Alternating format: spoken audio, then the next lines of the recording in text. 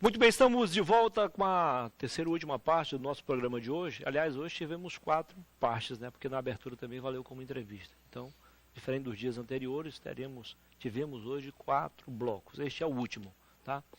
Com apoio da Purifique, melhor da água alcalina para você, da Newmag. A Newmag representa aqui no Acre os produtos Conforto Mag, entre os quais os colchões magnéticos, tá? Colchões, travesseiros, almofadas, cadeiras, enfim, tudo para a sua saúde e bem-estar. Uma boa noite especial ao meu amigo Alex Martins, que é o proprietário da Newmag, que representa no Acre os produtos Conforto Mag, onde funciona todos os dias de segunda a sábado, a partir das 7h30 da manhã, na Nações Unidas, Avenida Nações Unidas, Estação Experimental. Próximo ali há um antigo cartório, não tem erro, ok? Vamos falar em política. Se falamos em política no primeiro bloco, com o Márcio Pittar, agora vamos terminar também o programa falando em política agora, com o pré-candidato ao governo pelo PSL, Partido Social Liberal, o Coronel Ulisses Araújo. Seja bem-vindo, doutor. Tudo bem? Muito obrigado, Muniz. Coronel da Polícia Militar. Muito obrigado. E obrigado também às pessoas que estão nos assistindo. É um prazer imenso poder estar aqui nesse programa novamente. Isso. Antes de entrarmos no nosso assunto específico, Coronel, o senhor esteve recentemente no interior, precisamente em Santa Rosa do Purus e em Manoel Urbano. Santa Rosa do Purus é um dos mais isolados do Acre, um dos mais distantes também da capital. O que o senhor viu nessas 2 cidades? Olha... Como foi a sua recepção? A recepção foi muito boa, né? Tem superado as nossas expectativas. A Manoel Urbano é uma cidade que está abandonada, é uma cidade que só dispõe de alguns recursos da própria prefeitura, são recursos próprios, mas o governo realmente não apoia devido a questões políticas, né? Por serem o prefeito ser de um partido e o governo ser de outro partido. Isso não deveria acontecer, né? Porque a população sofre com isso e a população não pode pagar por questões partidárias, porque as pessoas que são levadas ao poder ali para administrar tanto o governo como a prefeitura, elas fazem e isso tem que ter um retorno e benefício para aquela população. É o mínimo. Então, né? essa briga ela não é adequada e não beneficia a população local. E lá em Santa Rosa? Santa Rosa, uma cidade muito boa, gostei de Santa Rosa, uma cidade pequena. Faz fronteira também. Mas né? É uma cidade onde as pessoas são muito receptivas. Eu nunca tinha estado em Santa Rosa nessa condição de político, né? Apenas em ações policiais, o que é muito diferente. E nós fomos recebidos lá por um grupo de mais de 40 jovens, todos bolsonaristas, né? Todos eles apoiam o Bolsonaro e fizeram questão de nos recepcionar, fizemos uma boa reunião e essas pessoas vão estar nos apoiando nessa caminhada para que nós possamos ter um futuro diferente no nosso Brasil e também um futuro diferente no nosso Estado. Esse crescimento da pré-candidatura do Bolsonaro, de certa forma, da sua pré-candidatura também? Com certeza ajuda, inclusive se as pessoas tiverem um pouco de discernimento, elas vão ver que o Brasil quer mudança, o nosso Estado precisa de mudança. E essa mudança vem na pessoa do Bolsonaro, a nível de Brasil, e na nossa pessoa, a nível de Estado. Inclusive, se nós tivermos em 2019, se essa for a vontade de Deus, Bolsonaro como presidente, né? Coronel Ulisses como governador, são 2 situações muito importantes para o nosso Estado, para o nosso país, porque vamos estar em sintonia. Com certeza, o Bolsonaro vai estar olhando com outros olhos e ajudando muito mais aquelas pessoas que realmente acreditam no projeto que é semelhante ao dele, né? Então, ele vai ter muito mais facilidade, vai ter muito mais sintonia do que se ele tiver que ajudar aqui um projeto que ele mesmo não acredita. Ele virá ao Acre antes de oficializar a candidatura ou só depois? Sim, ele vem em julho, então a previsão é para que em julho, logo após a Copa, ele possa estar aqui em Rio Branco e nós vamos recebê-los, né, como tem sido recebido em todos os locais que ele tem visitado no país. É uma situação, inclusive, muito mais da bondade dele, porque hoje tem mais de 1.700 cidades que querem a presença dele, que têm convidado ele para ir nessa cidade, inclusive muitas cidades que são maiores do que Rio Branco, do que o próprio Acre, e ele vai dar essa atenção aqui de vir ao Acre, inclusive para nos ajudar e também para estar próximo da população, porque o Acre hoje, ele lidera em todos os cenários. O senhor ainda esta semana inicia uma nova turnê desta feita, mais abrangente. Vai visitar pelo menos 8 cidades do interior. Começar por Tarauacá. Sim, nós vamos começar amanhã em Feijó. Feijó, digo, Tarauacá. E aí vamos para Tarauacá, em Cruzeiro do Sul. Estaremos também em Rodrigues Alves, Manso Lima, Marechal Thaumaturgo e Porto Walter.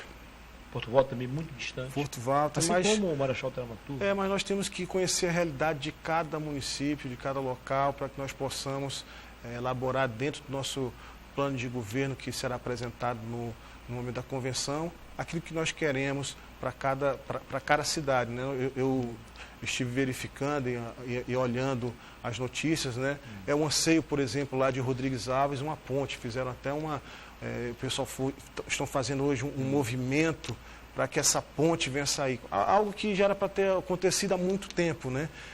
Se não houvesse tanto desperdício do dinheiro público no nosso estado, se não houvesse tanta corrupção, com certeza essa ponte lá de Rodrigues Alves já teria sido feita. Aliás, ela já foi planejada e projetada várias vezes, né? E prometida, né? Todavia, a gente sabe que o político profissional, ele fala, ele promete e não cumpre, né? Eu tive a oportunidade de estar ouvindo a palestra, eu não estava presente, mas ouvi posteriormente a palestra daquele prefeito de Porto Velho, né, que esteve aqui, e ele foi muito claro: olha, nós temos que optar pelos outsiders. O que é outsider? Aquela pessoa que não é política, aquela pessoa que não é profissional da política, né? Então ele é uma dessas pessoas e tem feito um trabalho dessa maneira. É empresário. Aliás, ele tem investimento aqui no Acre, em Rio Branco. Sim, ele é um empresário. Um dos sócios da Fameta. Sim, ele é empresário. Ele foi muito claro: olha, enquanto nós continuarmos apoiando e colocando as mesmas pessoas que continuam nessa política e tornar a política algo como se fosse profissional, nós não vamos ter mudança, né?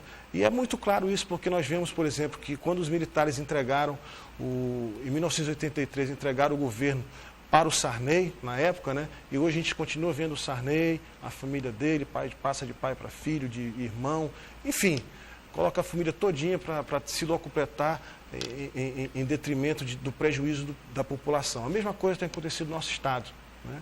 Há mais de 30 anos é sempre o mesmo grupo político, passa de uma família para outra e fica nessa situação de compadre, de comadre, e as pessoas que precisam ter mudanças verdadeiras nunca alcançam essas mudanças. Aliás, aproveitando a sua vinda aqui, a sua presença aqui, em tempo de internet, acho que o excesso de democracia às vezes vira anarquia, né? E, vez por outra, tem gente a defender a intervenção federal, aí mistura intervenção federal com o governo militar, com ditadura militar. Afinal de contas, há clima para isso mesmo, coronel? Olha, a intervenção que ocorreu no Rio de Janeiro, na verdade, deveria acontecer aqui no estado do Acre. Aqui hoje é o local que é mais perigoso no Brasil, é o estado do Acre. Não sou eu que estou dizendo, inclusive, antes de ontem passou uma entrevista no Fantástico demonstrando isso. Nós estamos hoje com índice de criminalidade maior do que o nível do Brasil e maior do que todos os outros estados. E outra coisa, se o problema é na fronteira, a intervenção deveria ser aqui na fronteira, né? Porque é aqui que inicia tudo. Sim. É por aqui onde estão entrando as drogas, é por aqui onde estão entrando o contrabando de armamento. Agora, uma intervenção federal a nível político, com certeza isso não acontecerá. Hoje, estamos aí às portas de uma nova eleição. Muitos militares colocaram seus nomes para serem testados e colocaram à disposição da população. Então, não tem por que tomar isso à força.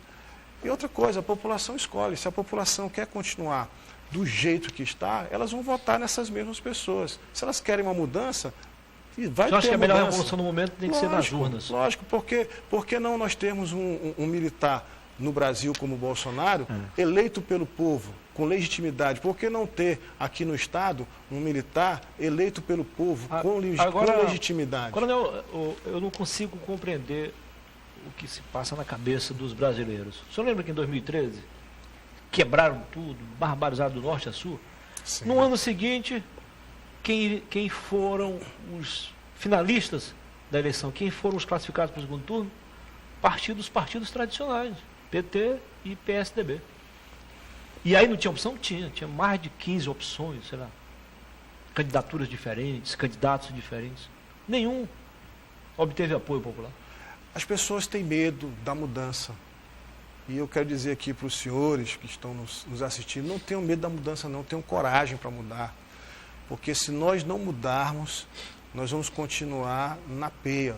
Só vai mudar o carrasco que vai nos açoitar. Mas o açoite continuará sendo o mesmo. Então, o que nós entendemos hoje? Que existem vários nomes que foram colocados a nível de Brasil, existem vários nomes que foram colocados a nível de Estado. As pessoas estão clamando e pedindo a intervenção, que os militares venham assumir o poder. Os militares colocaram seus nomes à disposição. Então, é fazer a escolha certa. Pode ter certeza que não vai ficar pior do que está. Não tem como ficar pior do que está. Só tem como ficar pior do que está se permanecer essas mesmas pessoas, porque nós já sabemos o que elas vão fazer. Elas vão fazer o mesmo do mesmo, não vai ter mudança, não vai ter nenhum tipo de administração diferenciada. Então, essas pessoas elas já vêm há muito tempo com o rabo preso, com o fisiologismo, no troca-troca, e nós não podemos mais admitir esse tipo de situação. E é isso que nós estamos colocando à disposição da sociedade. Né? Um novo momento, um diferencial, uma nova escolha. Voltando à pré-campanha, normalmente quem acompanha o coronel nessas visitas ao interior?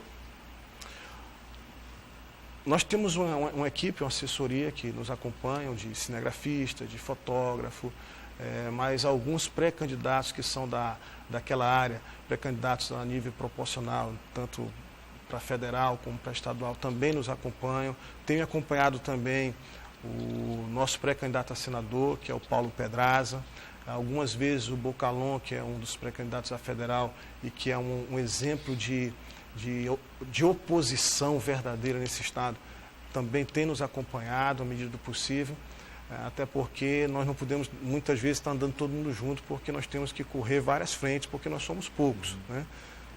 Nós não estamos aqui rodeados de várias pessoas, de vários partidos, não, pelo contrário, nós somos poucos, mas prezamos pela qualidade das pessoas que estão ao nosso lado. Foi um pedido, inclusive, do próprio Bolsonaro que nós montássemos chapa com pessoas que tivessem o mínimo de envolvimento com a política, pessoas que realmente, se tivessem envolvimento com a política, pessoas que tivessem credibilidade com a sociedade. Então é isso que nós fizemos e nós estamos nessa luta aí, que a gente sabe que não é fácil, é muito difícil, mas Deus está na nossa frente, nós temos entregado todo esse projeto nas mãos do Senhor, pedindo para que Ele nos use apenas como um instrumento na mão dEle, para que nós possamos fazer aquilo que é necessário para o nosso Estado retomar o crescimento, para que o nosso Estado volte a ser seguro. O nosso Estado hoje padece, o principal problema que o nosso Estado padece hoje é a questão da segurança, e nós queremos resolver esse problema da segurança. Não se admite mais esse tipo de situação, essa luta por território entre as facções, que não tem morrido só pessoas das facções, tem morrido pessoas que são inocentes, né? Nós tivemos o caso da Emanuela, nós tivemos o caso do Neto, né, que é filho de uma amiga minha, da Dulce. São pessoas que morreram de graça porque não quiseram entregar um bem que pertencia a eles, uma moto, um celular. Não se admite mais isso, né? Nós estamos numa situação tão caótica que é necessário um braço forte para combater essa criminalidade e para acabar com essa briga e essa luta por domínio de território das facções. Para encerrar, coronel, num passado recente, muitos afirmavam que o Acre tinha que sair das páginas policiais, tinha que aparecer de forma positiva, e estamos aí a presenciar de novo, em rede nacional, a realidade nua e crua da nossa segurança pública. Qual é a sua opinião a respeito disso e o que o senhor pretende fazer para mudar a realidade caso seja aprovado nas urnas? Olha, existem várias causas dessa criminalidade. Tem a desigualdade social, tem a questão da educação, tem a questão da falta de estrutura familiar que tem sido trabalhado para ser destruída, a questão da base familiar, mas com certeza o principal motivo dessa grande violência é a falta de emprego e oportunidade de trabalho que não foi gerado nesses últimos 30 anos, principalmente nos últimos 20 anos, onde foi prometido se gerar 70 mil empregos. Esses empregos não aconteceram, porque nós tivemos uma política miserável da florestania que acabou com o nosso estado e levou jovens que nasceram nessa geração e alguns que eram crianças quando durante essa geração, durante esse governo nefasto de 20 anos, levar essas pessoas para o crime. Então hoje nós temos a maioria dos jovens que estão presos,